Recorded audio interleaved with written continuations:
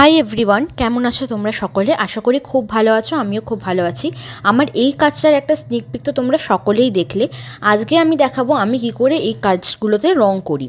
প্রথমে আমি শুরু করব একটি বেস কালার দিয়ে। এখানে আমি ব্রাউনিশ অরেঞ্জিশ একটা কালারকে কাস্টম মিক্স করে বেস কালার হিসেবে অ্যাপ্লাই করছি। প্রথমে একটা লাইট লেয়ার আমি চাপিয়ে নেব কালারটার, এবং নেব একটা তুলিতে জল। আর সেই জলটা দিয়ে কিন্তু আমি যে মেন ফিগারটা এখানে আছে কুর্ম অবতার, সেইখানে আমি কিন্তু একটু ওয়াশ করে নেবো কালারটা।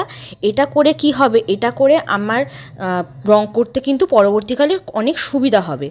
আর এই কালারটা করার সাথে সাথে কিন্তু আমি ব্যাকগ্রাউন্ডের যে কালারটা আছে সেই কালারটাকে কিন্তু একটু ব্লু মিশিয়ে ডিপেন্ড করে নিয়েছি। আর এইখান থেকে কিন্তু আমাদের ডিটেলিংয়ের কাজটা মেন শুরু হচ্ছে। আমি ব্যাকগ্রাউন্ড দিয়ে শুরু করছি, কারণ আমার ব্যাকগ্রাউন্ডের কাজটা আগে করে নিলে মনে হয় আমার সুবিধা হবে।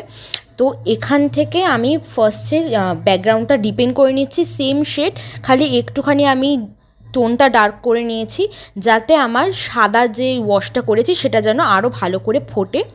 আজকের জন্য এইটুকুই, দেখা হচ্ছে পরবর্তী ভিডিওতে আমি কিন্তু এই সেম ছবিরই কিন্তু ডিটেল ওয়ার্ক তোমাদের সাথে শেয়ার করবো। তো সেই ভিডিওটা একদম ভুলবে না। ভালো লাগলে লাইক, শেয়ার, কমেন্ট, আর আমার চ্যানেলটাকে একটা সাবস্ক্রাইব করে দিও। Thank you.